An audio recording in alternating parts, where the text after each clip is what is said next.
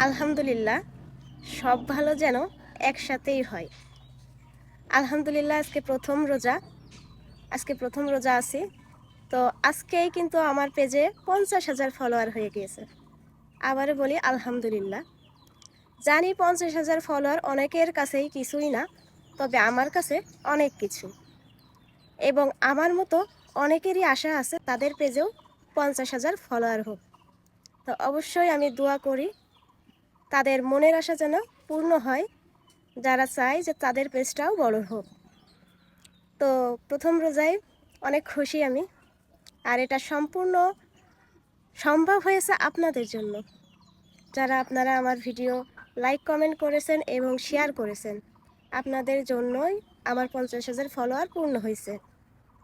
আপনাদের জন্য অবশ্যই অবশ্যই দোয়া রইল। আর মাহে রমজানের শুভেচ্ছা সবাইকে। একটা কথা মনে পড়লো, একটুখানি শেয়ার করি। আমার মা বলতেন ধৈর্যের ফল অনেক মিষ্টি হয়।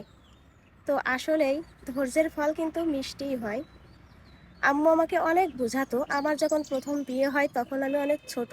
এই সংসারে আমি যখন আসি তখন অনেক ছোট, অনেক কিছু বুঝতাম না, অনেক ভুল ত্রুটি অনেক কিছু হয়েছে জীবনে। সবসময় আমার মা একটাই কথা বলতো, ধৈর্য ধর, সব ঠিক হয়ে যাবে, সব পাবি। আলহামদুলিল্লাহ, আজকে আমি ভালো আছি। আবারও বলবো যে ধৈর্যের কোনো বিকল্প নেই। আজকে এই পেজে কাজ করতে যেয়ে অনেক রকম বাধা বিপত্তি সৃষ্টি অনেক কিছু হয়েছে, তারপরেও সেটা উপেক্ষা করে ধৈর্য ধরছি বিধায় কিন্তু আজকে 50,000 ফলোয়ার হয়েছে আমার। তো বলবো যারা হতাশ হয়ে যান, কেউ হতাশ হবেন না, ধৈর্যের কোনো বিকল্প নেই। সবাই ধৈর্য ধরুন, দেখবেন আপনাদেরও হয়ে যাবে। মায়ের কাছ থেকে এই কথাটা শিখছি এবং মানেছি, এই জন্য কিন্তু আজকে আমি এই পর্যায়ে আসতে পেরেছি।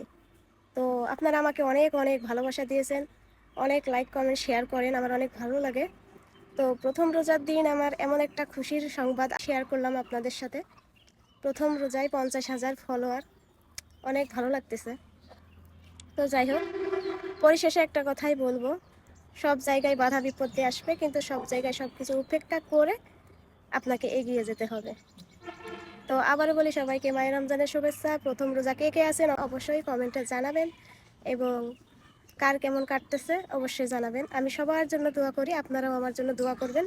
আমি আপনাদের সাপোর্ট পেলে আমি আরও এগিয়ে যেতে পারবো, আরও কিছু করার চেষ্টা করতে পারবো। তো আলহামদুলিল্লাহ, সবাই ভালো থাকেন। সবাইকে অসংখ্য ধন্যবাদ। আজকের মতো এখানেই বিদায় নিচ্ছি। আল্লাহ হাফেজ।